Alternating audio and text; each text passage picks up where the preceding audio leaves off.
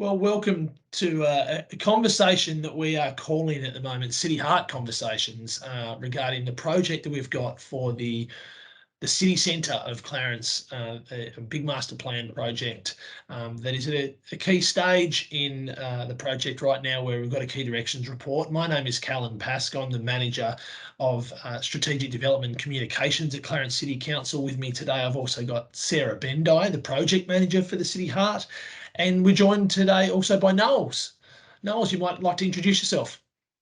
Yeah, so my name is Knowles Tivendale. I'm an urban planner and transport planner with, I guess, a long-term passion and career in making activity centres really hum, trying to make great places that are really attractive to people, and ensuring the access to those places is meeting everybody's needs, making sure they can be as productive as possible, really livable, and I guess fair in a way. Making sure everybody's got access and there are lots of choices for people. Look, we know people are very passionate about transport, about cars, and about parking.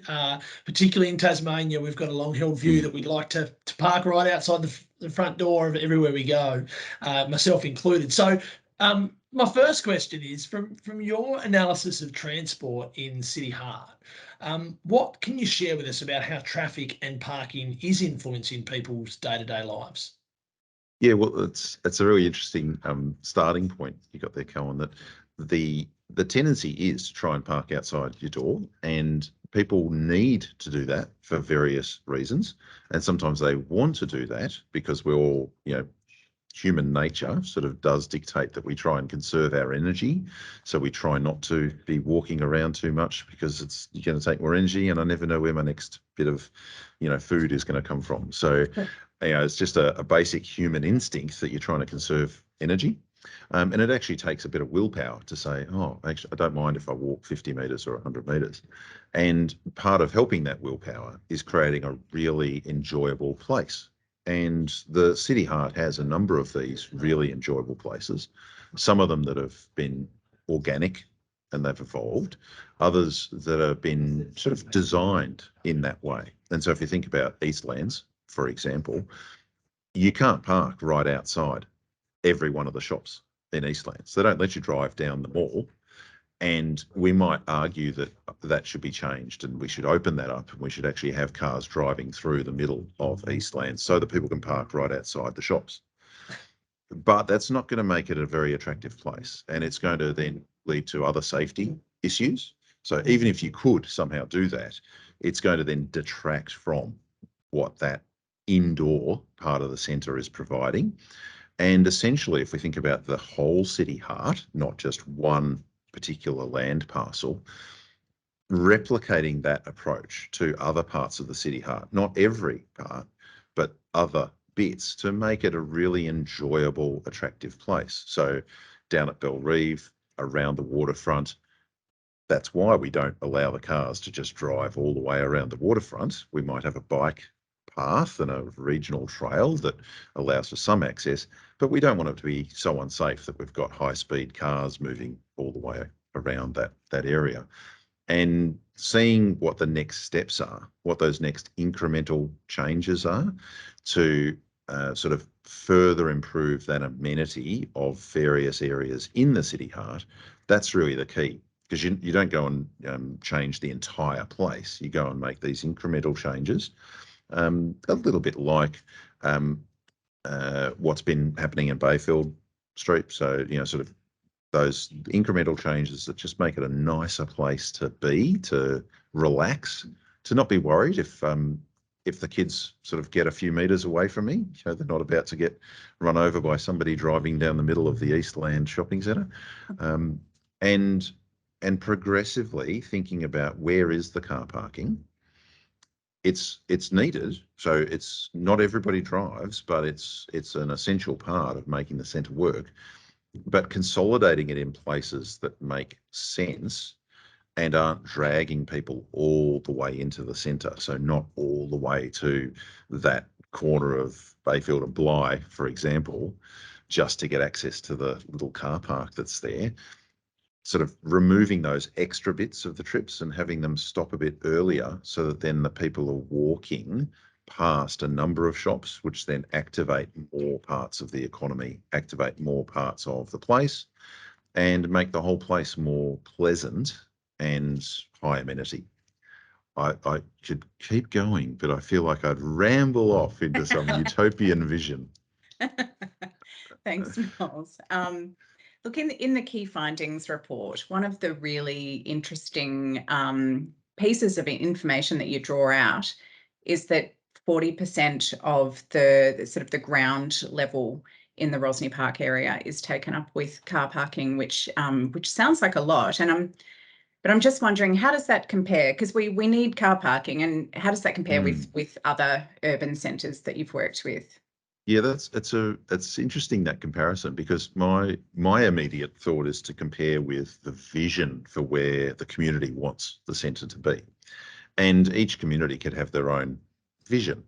We do work around Australia, around the world, and we do notice that approaches to how places look and feel, they do differ, and sometimes you get cities in North America, for example, where you'll have an office building and you'll have an entire block, an entire city block that is just car parking at grade right next to it. And it's not the sort of place you want to go and have lunch. So if you imagined at the city offices, there at the council offices, you've got this nice parkland in front of the building. And if we wanted to, we could pave it, and make it all car parking, but it wouldn't be a very nice entrance to the building. And it wouldn't be nobody would say, oh, got to get down to Clarence to check out that car park.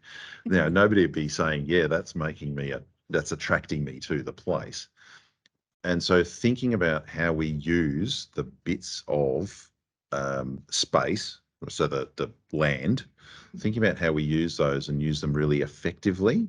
So there are locations where you'd say an at-grade car park is fine, but there are other locations where you'd say that is definitely not what we want right on the waterfront instead of a cricket oval.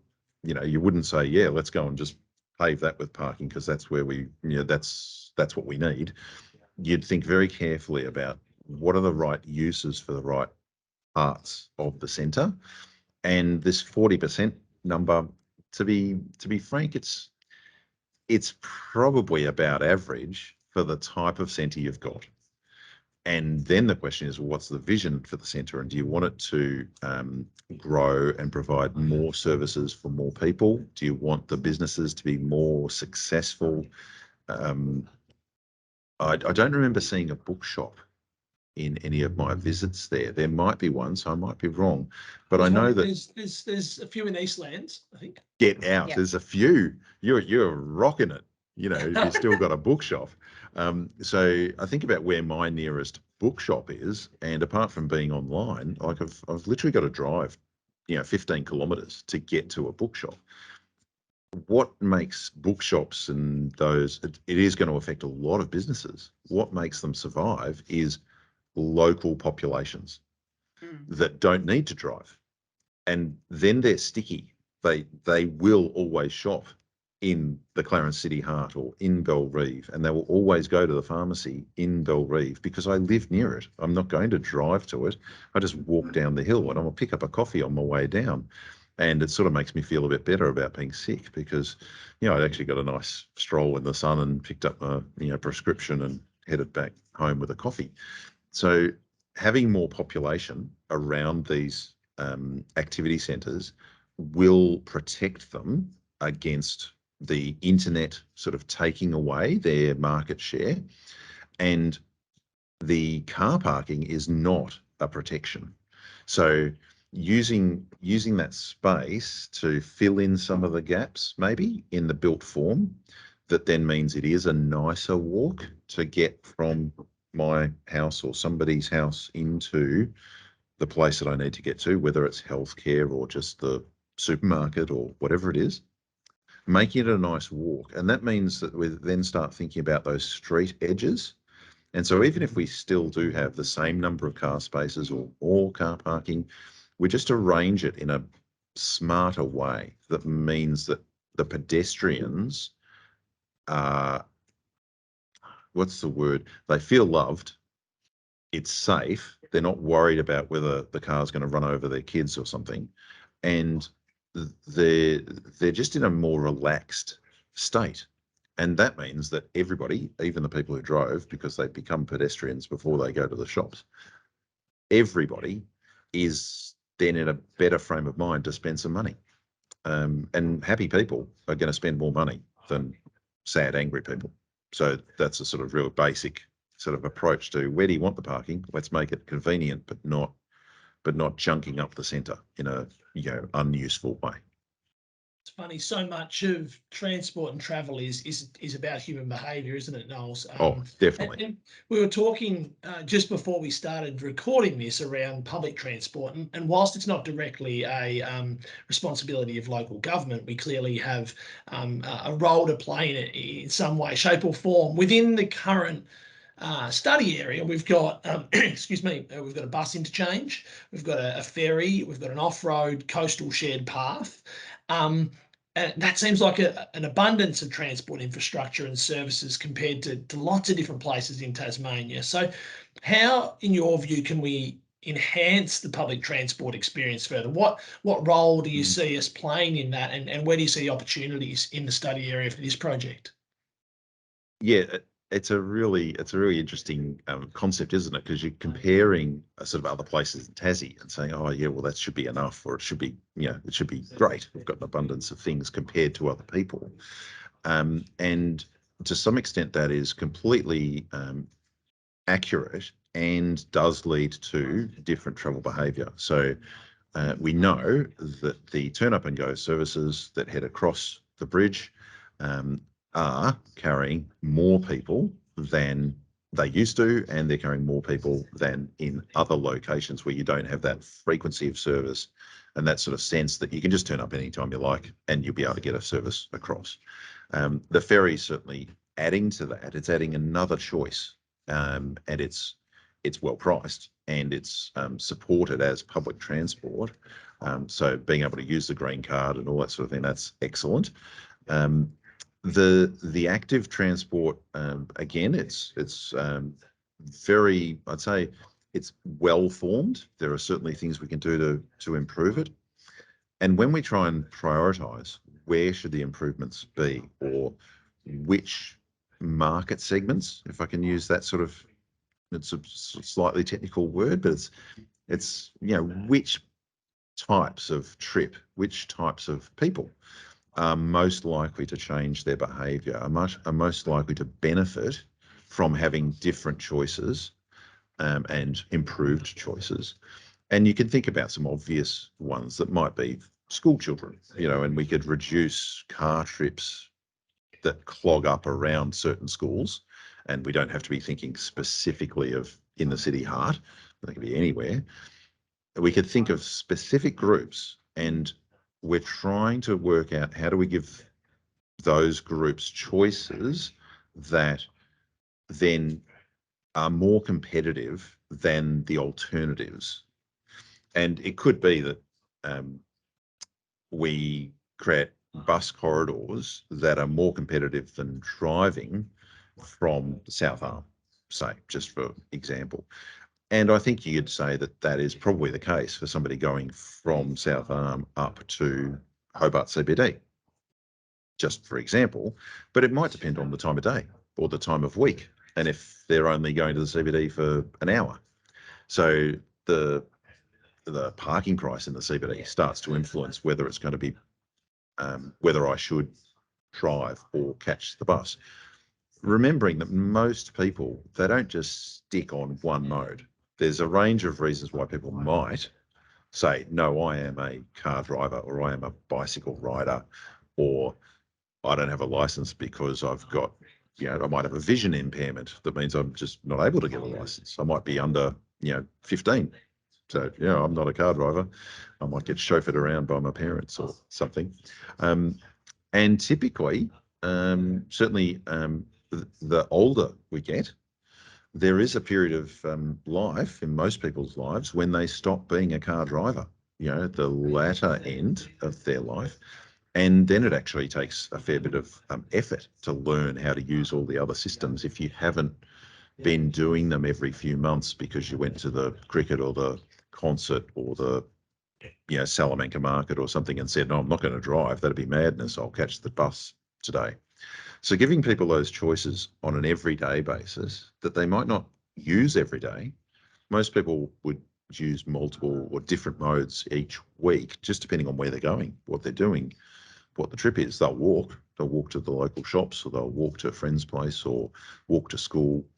But then it's raining, so I might drive to school today, or I might drive to the shops because I want to do a really big grocery shop and I don't want to carry, $200 worth of groceries home.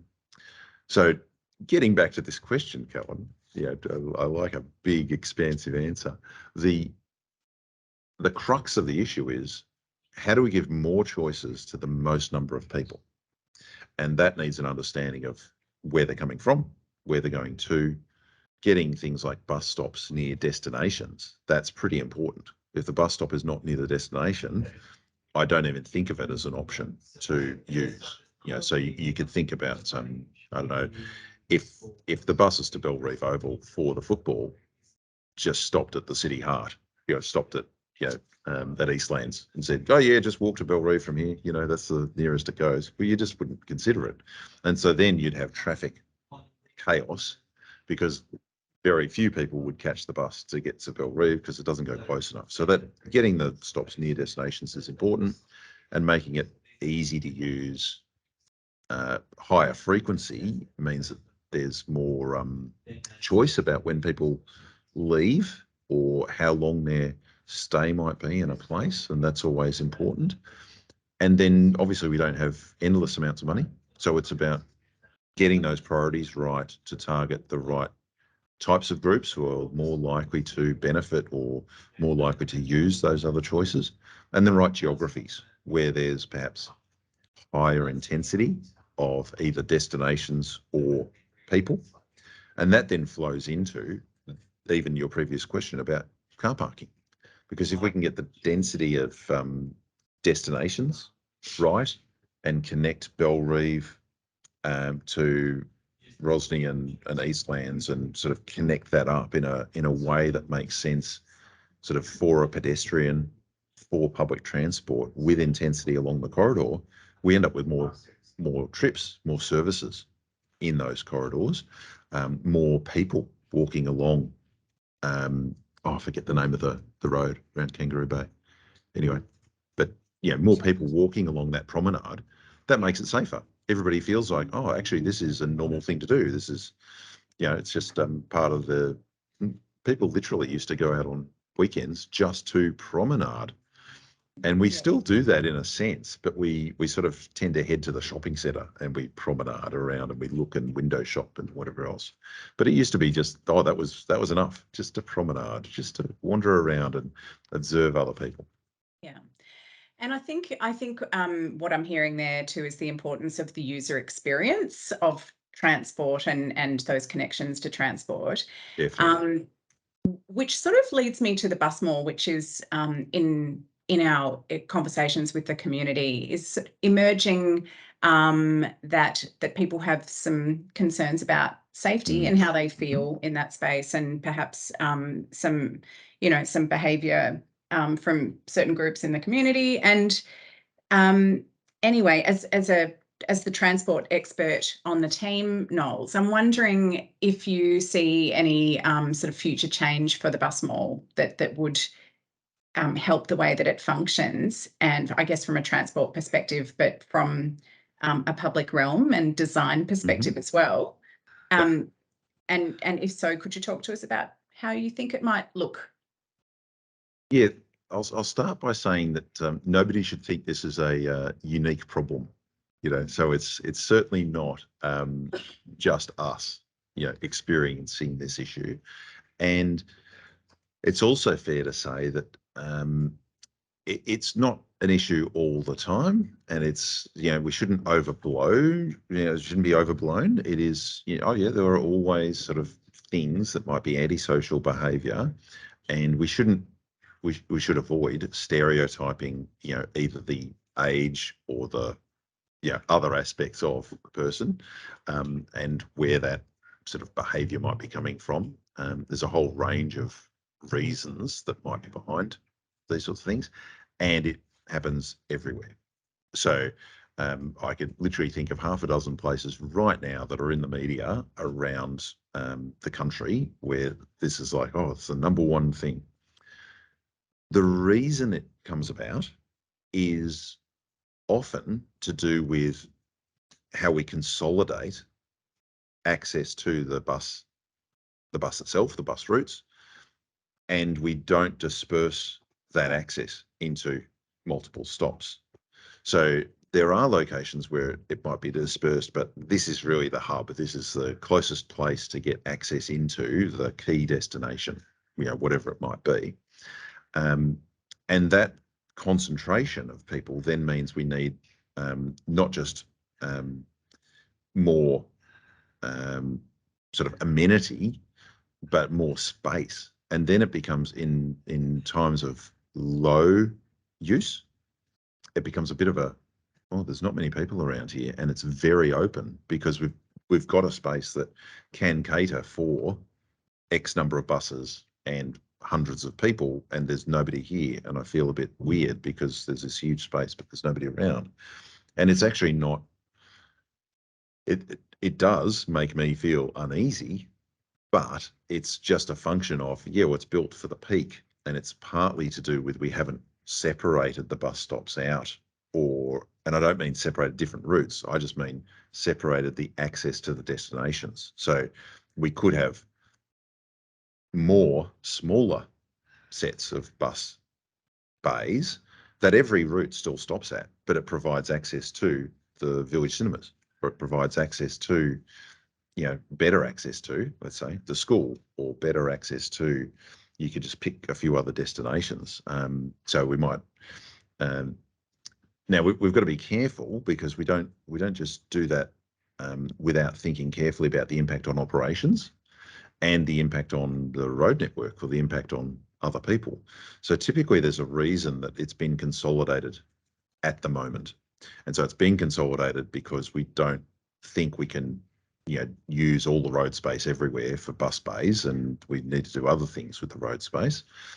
And that then leads to this urban design issue of how do we make sure we've got good passive surveillance, that at all times of the day and potentially all times of the night, you don't feel like you're the only person in this big space, or maybe you're the only sane person, or whatever might be going on in your head. You're thinking, hang on, I don't know any of those other people, am I safe?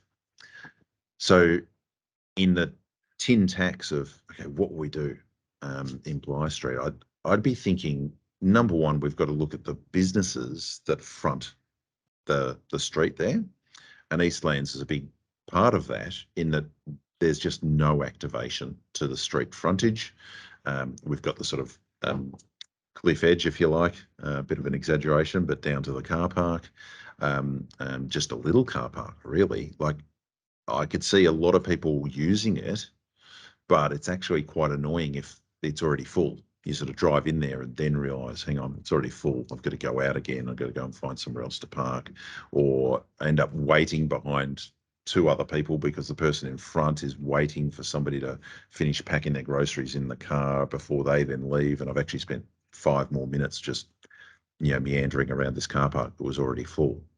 So some work with all the neighbouring businesses, both sides of the street, to think about how do we activate that frontage so that there is more life and more attractive edges at all times of the day, and potentially even night. So it might be different uses that do activate the street in a different way at different times.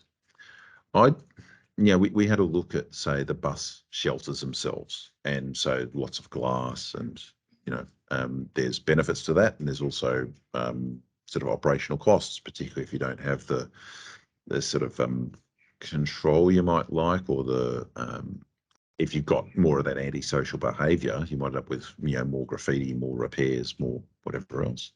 And the paving, had a look at it, and those things are not sort of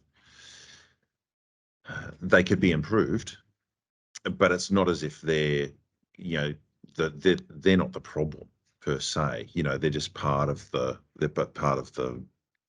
issue, in that they could be better than they are.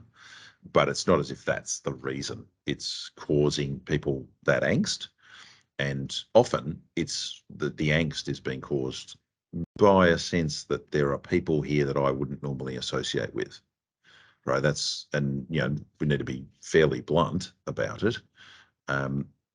That's actually wrapped up in a whole sense of, well, I would always drive here, I would never catch the bus. So there's a bit of a there's a yin and a yang thing happening, that means that if you don't feel like, you know, these are your sort of people, then it doesn't make you feel safe. And if that's because you've never caught the bus in, then it's all sort of part of the same issue, when actually, you know, society, particularly in Australia, you know, it's pretty eclectic, it's pretty diverse, and not just culturally diverse, but it's, you know, we like to support people, we like to encourage people to fully participate in, you know, the economy, and we like to give people the supports to do that. That means they're going to be in the centre. You know, there's a whole range of different type of people in the centre, and that's actually what makes places really vibrant. When you talk about the future of transport, you know, there's a lot of macroeconomics that go into that, right? So we've got households seem to be, from the numbers we've seen, they seem to be getting smaller. Costs of fuel are going up, particularly right now. Costs of motor vehicles are going up. So what is when you're thinking about movement and transport in this project, how are you thinking about the future of transport? What do you think might change, and therefore, from a local government perspective, what needs to change from an infrastructure point of view? Yeah. Well, number one, the population in Hobart and Tasmania is growing. You know, some might say booming, or, you know, whatever, but there's a different sense about the future of just population. If that population growth occurs in the same way it has in the past, which is sort of a bit sprawly, more to the fringes of the metropolitan area, that will be very car based. And that will mean, from a transport perspective, there's even greater pressure on our limited amount of road space, whether that's on particular bridges or whether it's right in the heart of the centre in Bligh Street, or, you know, so there'll be pressure on all of these locations if there's more growth at the edges. The more we can achieve growth in centres, right, whether it's Bellerive or Rosny or the CBD or, you know, other centres, the closer people are to the things they need, whether it's jobs or schools or just services, goods, the supermarket. The closer they are to those things in a sort of daily sense, then the more likely they are to walk, and the more choices they have with their transport. It's literally why houses close to the CBD cost more than houses further away, because people literally are willing to pay more to have better transport choices. And the same thing will occur in the city heart. So those opportunities for housing closer to the city heart, whether on the fringe of it or right in it, they'll be better valued. They'll be valued highly by the community because they've got good access. They've got really good access to, let's say, all the jobs in the CBD, which isn't to say you shouldn't have more jobs in this area, but typically in a household, even with lower, you know, smaller household sizes, typically you're trying to find a location that suits more than just one person's needs. All right, so even if you're single, coming through university or something like that, when your household changes, you get a partner or something, you then start sort of negotiating, oh, where should we live to suit your needs and my needs, your family and my family. You might be lucky. You might have a partner who says, "I don't want to be anywhere near my family. Just go near your family." Anyway, I'm being facetious, but you're looking for that alignment. And the point about these future transport needs is the growth in population will make it harder to serve needs by using purely private transport. So you're probably familiar with times when you get random traffic congestion cause a bit of a backup on the Brooker or on the Southern Outlet or anywhere, right? And when I mean random, it could be any time of the day, and it's unusual. You're probably also familiar with times when it's peak hour, and you're like, "Oh, you better be careful, about trying to get to a certain place at that time because it might take you twice or three times as long." Yeah. And that travel time difference is unreliable. And it then means that people need to either get up earlier or they need to just plan their day differently. They can't fit as much in because they've got to make sure they're over the other side of town to pick up their kids at a certain time, and I need to factor in this unknown quantity. As the growth occurs, which it will, like there will be growth in population, those times of it being unreliable and uncertain travel times, they'll increase. It'll become weekly, it'll become daily, it'll be, and unless we provide the transport choices that start to meet a majority of the needs, it's where a term like mass transit gets used a lot in the industry, because you're talking about trying to deal with a mass, a larger portion of the problem, the transport problem. You're trying to deal with that in a more efficient and effective way. And that's what the ferry is doing in a way. It's saying, well, we can take 150 or I haven't counted all the seats in the ferry, seats and standing, but that's saying we can deal with that many cars and just have these people on a ferry, and we can have some bikes on the ferry as well, and that then relieves the pressure on the bridge. The same thing with the buses and having those frequent bus services. So I think what I think, if I'm hearing correctly, what you're saying is with the growth and concentration of people in the centre, let's say City Heart, you think that leads to potentially a higher proportion of users of public transport when public transport becomes more attractive due to journey time, cost, and parking. Yeah. You've said it more simply than I have. Yes. So essentially what we need to do is create those choices, and we can't just go from 0 to 100. So if you've got a bus that's running every hour, you can't just magically make it go every 5 minutes, because you've got to generate the patronage to make that worthwhile. If you just suddenly made a bus every hour go every 5 minutes, well, the buses every 5 minutes would only have 2 people on them each, and it'd be a bit of a waste of resources. So there are those improvements that need to be made. They need to be made incrementally, and active transport, whether it's pedestrians or bicycle riders, and the public transport are really the key to ensuring that all of us can continue to drive when we need to. Perfect. So we do want the roads to work, and we want them to be reliable.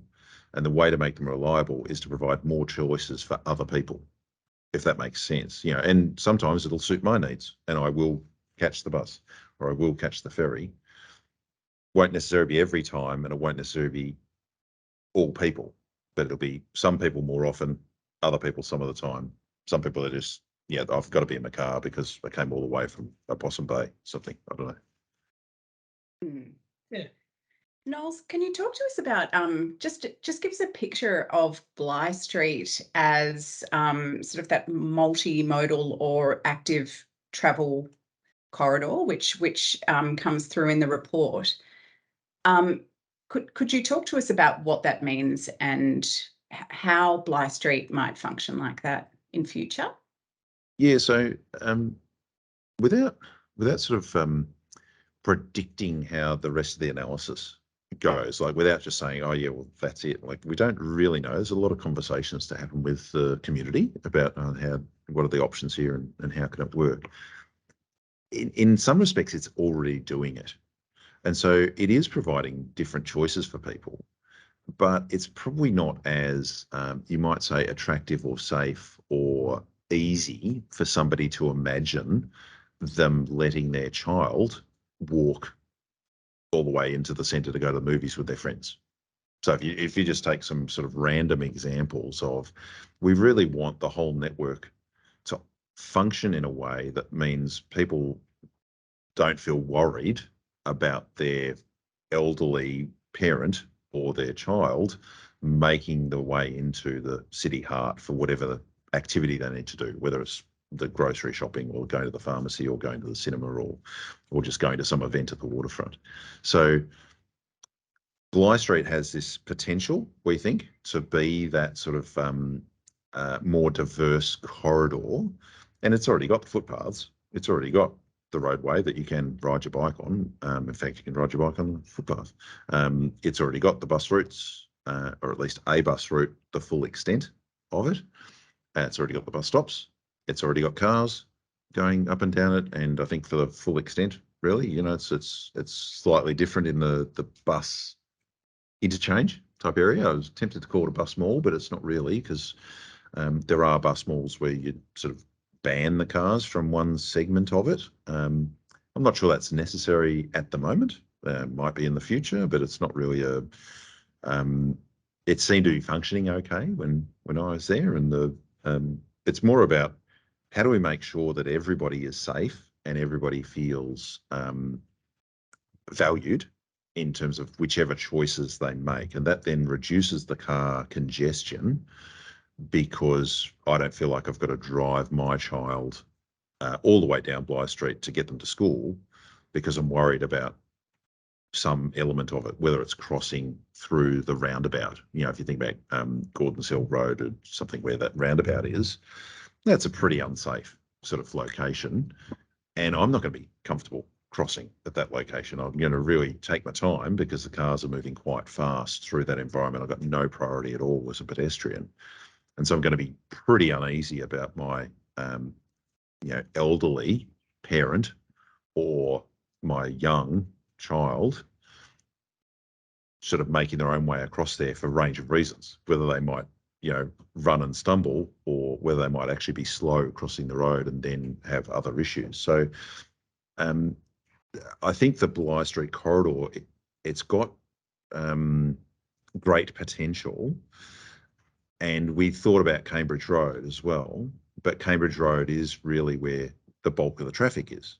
So let's try and see those two parts of the one corridor with distinct roles, and Bligh Street becomes more of the active public transport. You'll see your neighbours walking down the street. You're on your way to Coles, they're on their way back. You chat to people as you see them in their front garden working on the roses or whatever it is, and that creates more community connection. Whereas Cambridge Road is going to be more about a bit more of the regional travel, not quite the super long distances like Sorel or something, but it's a bit more of that regional travel, people in their cars. There might even be people from Bligh Street who say, oh yeah, well, I want to get into the centre, but I'll go on Cambridge Road because they've sort of slowed the traffic down at a number of places in Bligh Street, so I won't be rat running through Bligh Street. I'll just go onto the sort of main road and get into town that way. And I'm going to the car park down at Kangaroo Bay anyway, so it's not a big difference one way or the other. Whereas we give people a really good choice that if they want to go down to the cafes or the pub or whatever down at Bellreeve, yeah, there's the way you can go if you want to drive. There's this way if you want to, walk or ride your bike or take the dog or, get on a bus or whatever it is. And just sort of treating people, got to be careful about saying, talking in a way that has people think it's not them or it is them, if that makes sense. So, people listening, they should be thinking that it's everybody sometime, right? So we all want to feel like it's safe to walk into town if it's a really nice sunny day, and I want to be able to take the kids, or I want to say to the kids, yeah, sure, you can go to you can go down to the cinemas. I don't mind. It is going to be safe because there's enough other people who are doing the same thing, and I know you're going to be, you'll be looked after because, you know, we're a community and we look after each other. So that just comes back to those options and that diversity of choice you've talked about. Exactly. Really. Yeah, it's always the key. Knowles, Give people lots of options. Yeah, look, that's been really interesting. We've obviously got the full report out. That's a very weighty document. It's a lot for people to digest. Part of the reason for having these conversations is to give it, another avenue for people to connect. But if you were going to leave someone that was listening today with one thing, one key takeaway from what you've looked at in this project, what you've seen in the analysis phase of it, what would it be? What would you say? What would you want them to leave knowing? Gee, if they made it all the way through to this part of my talking, it's got to be about those choices and remembering that attractive places work well. I think of a little story about my daughter's probably the only person I know who wants to come to Bunnings, but she only wants to come there for the sausage. Right, so go to Bunnings. She's not the only one. Yeah. I'll come along. Yes, okay. And nobody I know wants to eat the sausage in the car park. So you don't go and lay out your rug in the Bunnings car park and have a picnic because they've got the best sausages and the car park's the most enjoyable place to be in. And this attractiveness is really important, right? So car parking is not an attractive place to sit. It's an essential component of a centre, but it's not an attractive place. And if we know that attractive places attract people, and you can see this in all parts of the world and all parts of life, you have a big game on at Bellerive Oval, it's going to attract some people. So the attractiveness of the place is really important. And they work out how to get there after they've already been attracted. I'm going there. I'm going to Eastlands. I'm going to the cinema. Now I'll work out how to get there, and I'll sort of sort that out. But I know I'm making it there to that movie because it's attractive and I'm going. So people taking that lens to thinking about the problems, that's really important because the number one thing we do in transport is make a place attractive because there's so much we can undo if it's not attractive. And that might be, related back to some of the questions you've had about, the bus interchange. Is it attractive? Is it a nice place to be? And if it's not, then it's going to start causing its own problems from a transport perspective. Is the car park attractive? Is the street footpath attractive because it's got a car park right next to it? Or would it be more attractive with some buildings and some cafes and some outdoor dining and whatever else? So the number one thing in transport is actually about attractiveness, which is an interesting conundrum for a transport planner. Knowles, thank you so much for the conversation today. Of course, the next step in this project will be some concept development, which will then be out for community consultation in February and March next year. So we're looking forward to that. Thank you so much for your work. Thank you so much for your work today, and we look forward to seeing what comes of it next. Yep. Cheers. Thanks, Knowles. Thanks, Kellen. Thanks, Sarah. See you. Bye.